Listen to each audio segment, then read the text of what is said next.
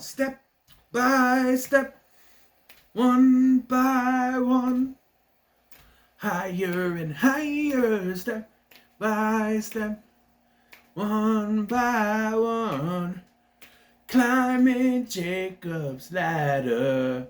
I knew as soon as this was one of the movies that I picked that I was gonna sing that song at the beginning of this review. You don't know, the song's called Jacob's Ladder. It's by Huey Lewis in the News. It's a great song. Check it out. So, I'm Scotty. You're not. We're continuing. After a few days break, I did a wrestling review and then a couple of break days. As you can see, I'm trying to spread things out. I'm not going to try to upload every day. Although, I'm going to try to knock a few out today. At least recording-wise.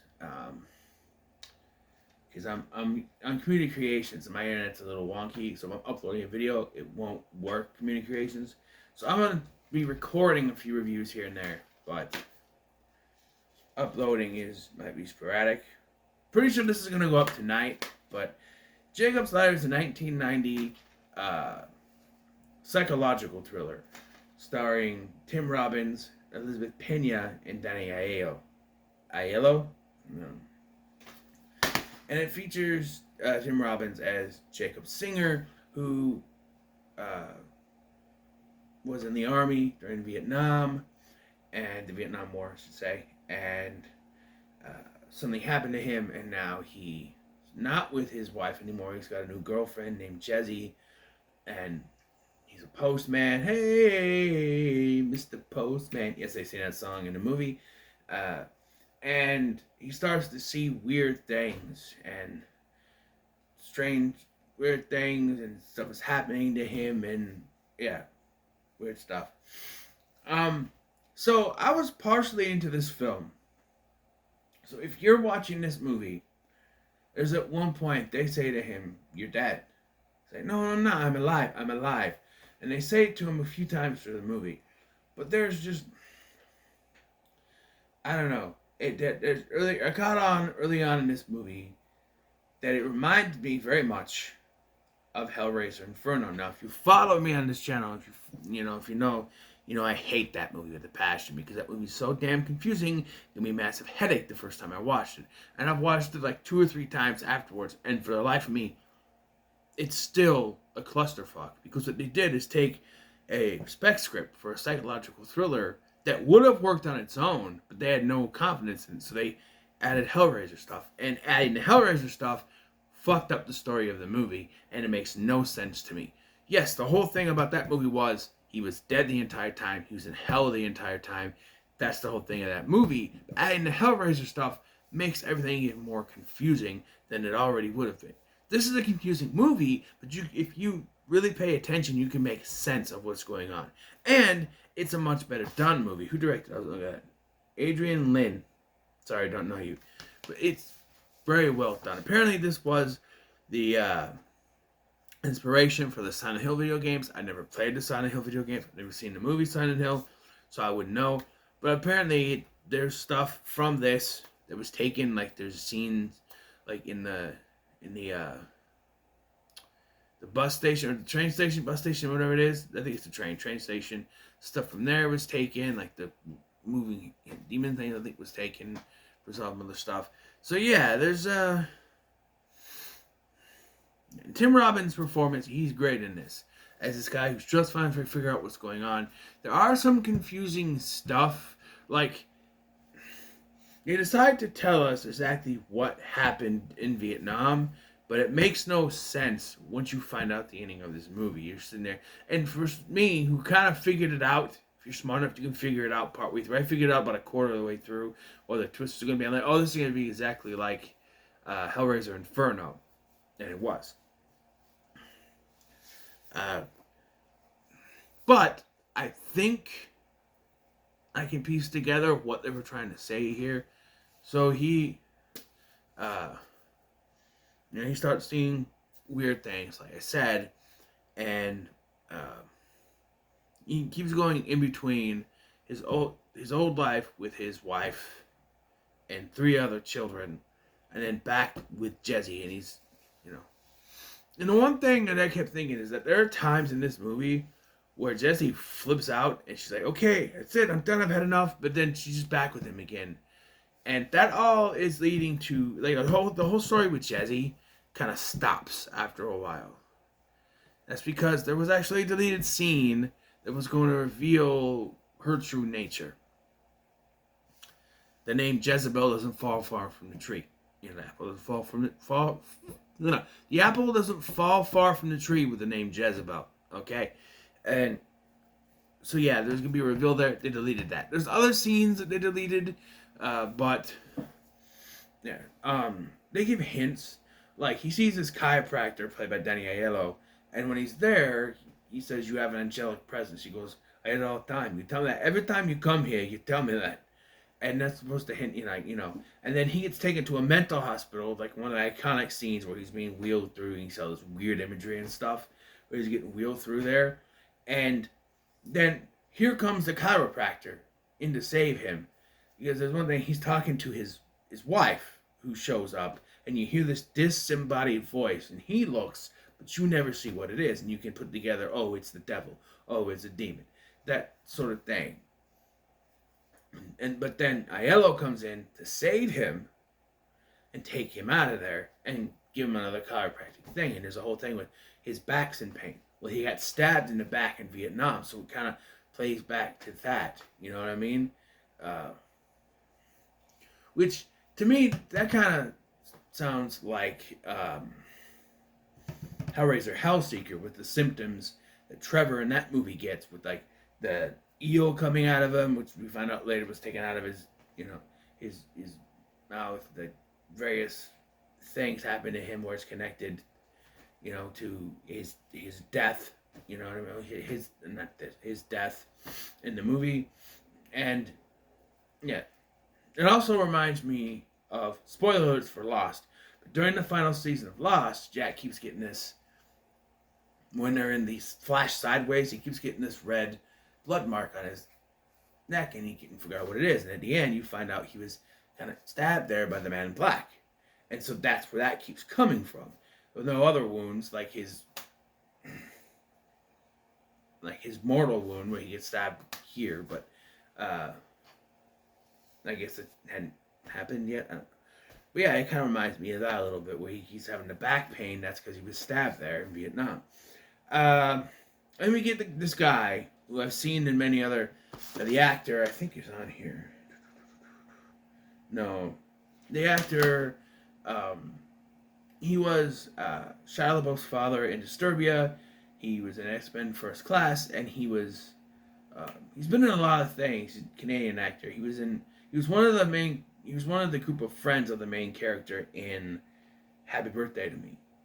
He's the one that gets the skewered through his mouth in that movie. Not on the freaking box art. Because that's not who it is. At least I don't think so. Hold on a minute. I have to look again. It's right here, so that's why I didn't pause it. Hold on. There it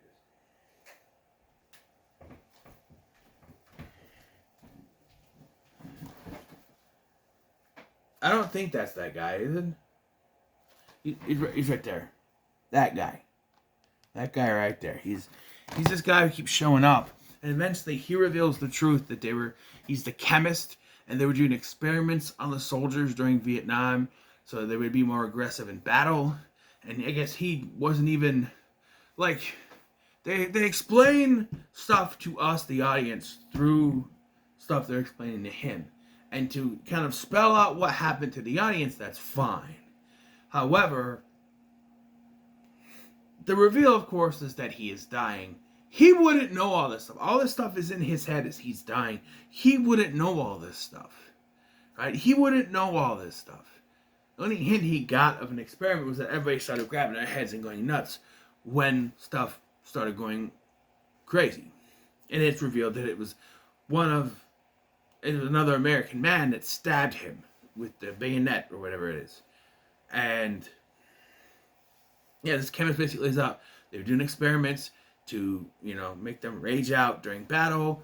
It didn't go well, and Yeah, at one point he tries to, because he knows there's something, they did something to them. His buddy shows up and he says they did something to us, and then he dies. But the look on him, on his face before he explodes, is like he knew it was gonna happen, right? And then he and his buddies at the funeral decide, okay, we need to hire a lawyer, which is Jason Alexander, George Costanza from Seinfeld, to go and do this. But when Costanza says, oh, all your buddies dropped out of this, and I looked into it, you didn't even go to the Vietnam War. Or whatever, you were discharged after a training incident in Thailand, apparently, and then you never see his friends again in the rest of the movie. So my interpretation of that is that they backed out because they realized what was going on and they passed on. They moved on. They passed on, right? We get a flashback what happened to his son Gabe. It was Macaulay Culkin, it's Macaulay Culkin. And there's now 2 movies where Macaulay Culkin dies horribly. Although here you don't see, like with the bees in My Girl, you don't see it here. Here it's just, he's walking in the crosswalk, he drops his baseball cards, and then car hits bike. And that's all you see. And you get that. You get to just that he did die, and you didn't really need to show us, but they did show us, that sort of thing. And, he's, the whole movie, Jacob is trying to figure out what's real, what's not, the whole thing. Eventually, though, he decides he wants to go home. But he doesn't go back to where he and Jesse were. He goes to the old building where he used to live with Sarah, his ex-wife, and everything. And as he goes there, he sees his son sitting on the steps. He takes him up the steps, not ladder, but up the steps to heaven. Big light, end of the movie. So yeah, and then big light, and it cuts to Vietnam. He died in 1971. This was 1975, 4 years later. He died in 1971, and he said, he fought it off very well, but he finally let it go, which is, you could also interpret that as the other. His friends also were killed in Vietnam, and they passed, afterwards. They gave up and passed. Whether or not they went down or up is, like I said, there's some deleted scenes that were in the movie, like another instance where he's in the bathroom, another instance where he hears discombobulated voice. I agree with Phalis on this, that's fine being left out, but another thing I agree with him is the scene with Jesse. There's no real clear ending with her character. It's implied she's connected to the dark place, hell, because she's one of the doctors performing on him when he's doing when he's getting surgery on him at the mental hospital. But then there's nothing with her. Well, like I said, Jezebel in name, Jezebel, she is. Apparently, she's not a personification of the devil, but she's him. She's another version of him. Like they ripped out the face, and it's him, keeping him in this false world, so then he wouldn't have to die. Kind of like a purgatory of sorts.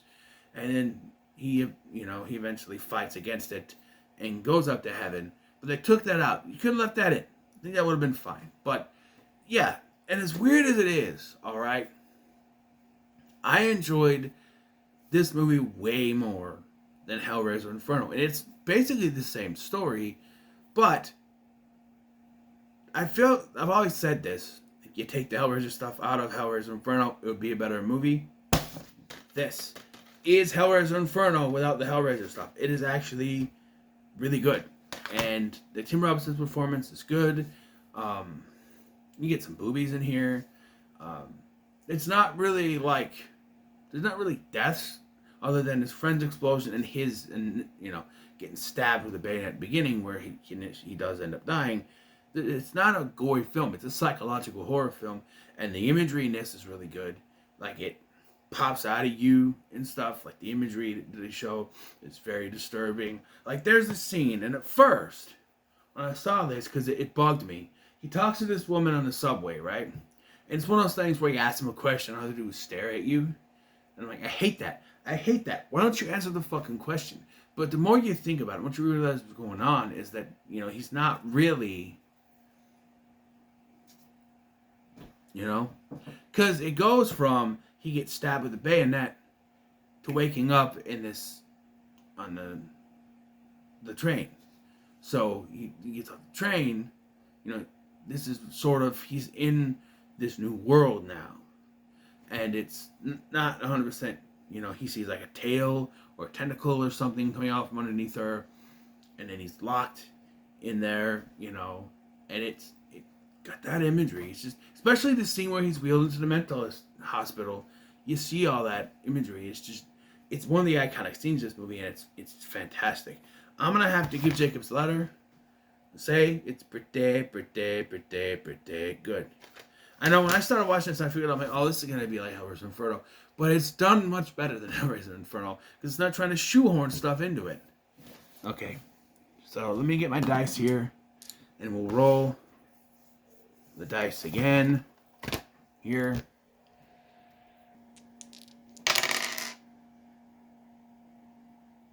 Six. I almost said 8. 6.